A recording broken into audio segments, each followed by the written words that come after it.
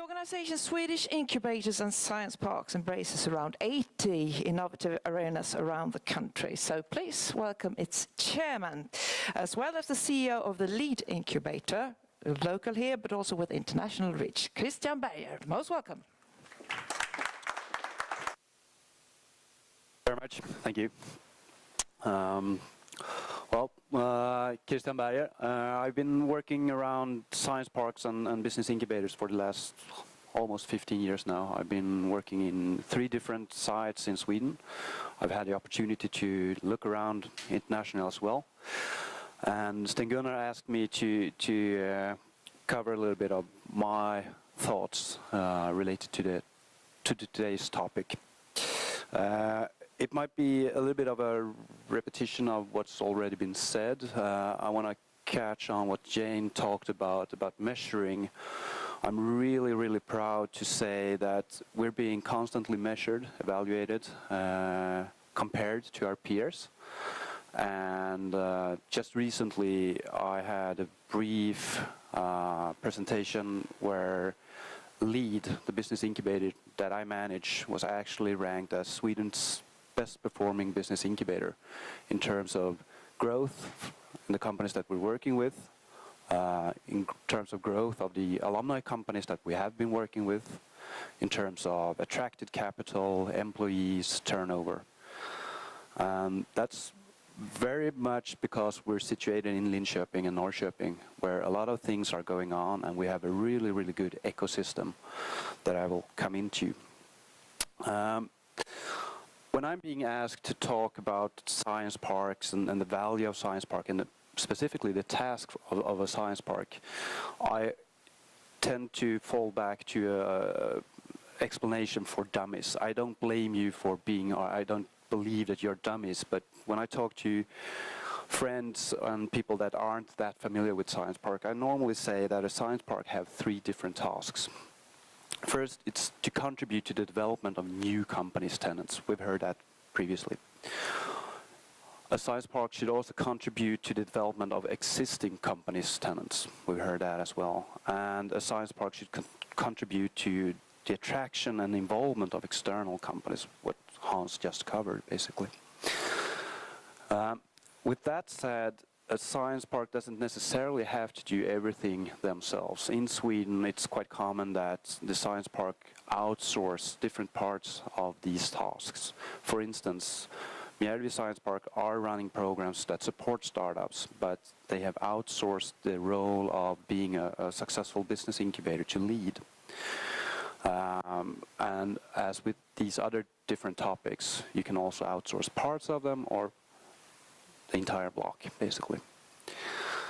So with today's agenda, important tools, services, programs, partners, well, it's quite obvious I want to talk about a successful business incubator. And for me, been working with this for quite some time now, I see that there are some quite generic key factors that you really can take up on, basically for any business incubator. And I'll try to elaborate on how they create value also to the tenants and the science park as such. First of all, you need a deal flow. You need something to work with, raw material. It can come from academic spin-offs. It can come from open innovation processes, spin-outs from business life, industry in the surroundings. It can come from just this kind of environment where people meet each other, start talking to each other. When I worked in Jönköping, we had a morning session just before Christmas.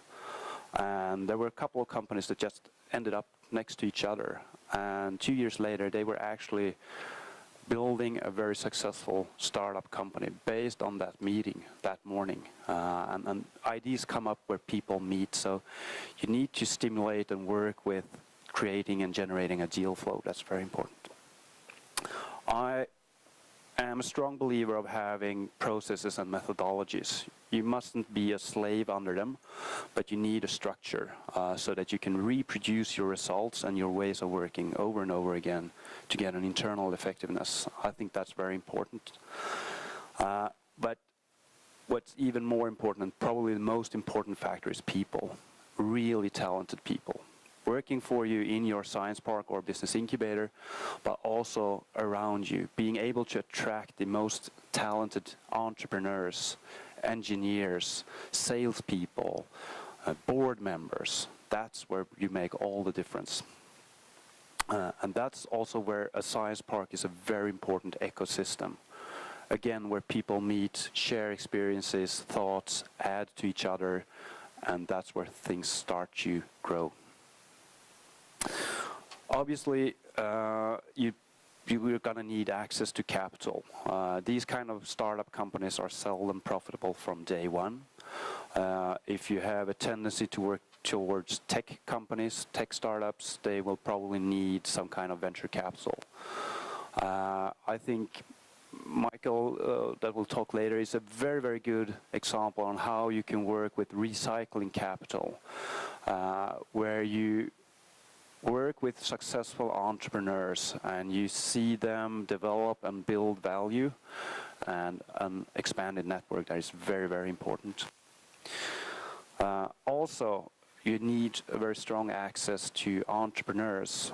One thing that I'm very proud of that LEAD has achieved over the years is that we've been able to attract what we call serial entrepreneurs. We've had some really successful companies coming out of Linköping and Norrköping region, and we've been able to capture these entrepreneurs as they go for their second run or third run. They come to us and they want to work with us, take part of the value that we can generate for them in order to build their next company. And the innovation system here in Östergötland, and the university particularly, is running a very interesting project called Venture Arena, where we run basically what you would see in a venture capital pitch, but instead of closing with that you need a specific amount of money, you close your pitch with that now we need a person, man or woman, that has this kind of capabilities, interest, personality, and for those of you that are interested, we'd be happy to talk to you after the presentations. And by doing so, the innovation system have matched people together, entrepreneurs, people that are experienced business persons, with innovators and engineers, and that's where the magic starts happening. Obviously, you can't do everything yourself. You are very dependent on processes before you run your business incubation process, parallel to it, and also afterwards. So you really need to be connected and work with these connections, as Hans talked about. And as a last bullet, you need to have effective ways of supporting the internationalization of the kind of companies. Sweden is a very, very small country, very small internal market. We have good relations to our neighbors, but to really build a growing, fast-growing company, you need to go international at an early stage, and that's where we can really play a role and build capabilities and support them in the way out on the market. And actually, I won't go deeper into that, and I would like to pass on some other important factors that I believe belongs to the future of successful science parks. What I've really been talking about is a lot about orchestrating an ecosystem or context, and I'll provide a link to a very interesting blog post about it. It's very much about attractiveness, talent attraction, place branding. I do believe strongly in the processes of open innovation to share and elaborate on each other's knowledges. I also think that you need to work with clusters. I believe you can't be all over the place. You need to focus your energy. And you can also, I see very clearly here in Sweden, that you can really be an arena for development for projects, but also for a regional development, using a science park as a node for building a stepstone forward for the region. And with that, I would like to thank you. And for the ones that are really interested in reading about how to build a successful ecosystem, I can really recommend that link. I think it will be posted later on as well. I'll send a tweet out on it. So, thank you.